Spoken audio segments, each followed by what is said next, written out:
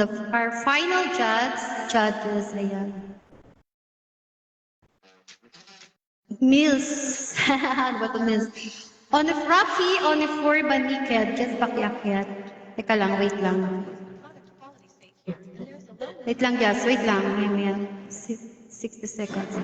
Okay, go na. Okay na, go. Asa na to ating judge? Ang ating judge. I would like to call on our judge. Only 4, Rapid Mati.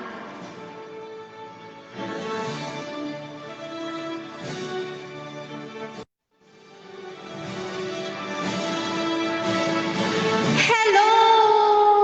Hello, hello, hello. Ayan na po ang ating judge, guys. Pumasok na po ang ating judge. Walang iba kundi si Only 4 Rapi Banikel. Ayan. Wait lang guys ha. Ipapakilala natin siya sa inyo, of course. Rapi Don Banikel, thank you so much guys. Sa kanya nakasalalay ang lahat. Ayan. Welcome. Rapi Don Banikel, ano po masasabi mo sa ating Lucky 9 contender? Ayan.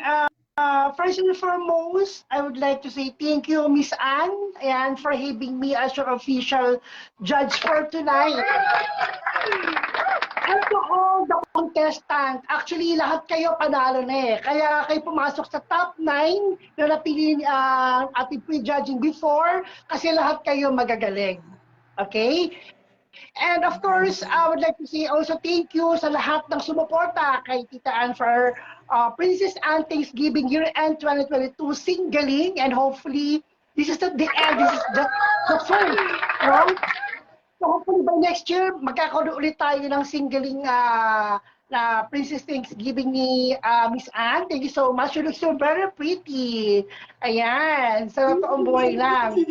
Thank you so much. Ang arte ko. Ulitin mo nga yung pretty ako. Ulitin mo nga yung pretty ako. Ulitin mo yung pretty. Actually, nahirapan ako. Grabe, ang gagaling, no?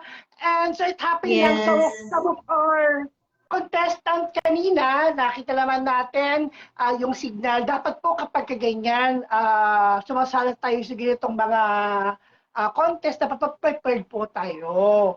Sama po ba? Kasi hindi po naman po biro yung mga cash prizes pinamimigay ni Tita Anne dito sa inyo.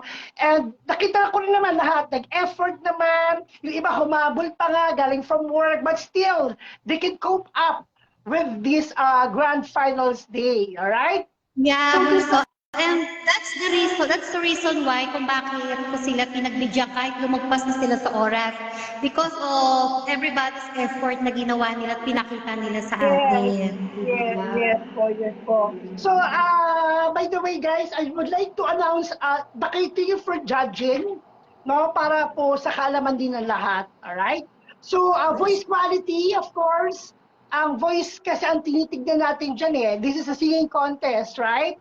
Of course, number 1 sa akin ng voice quality can give the 60%.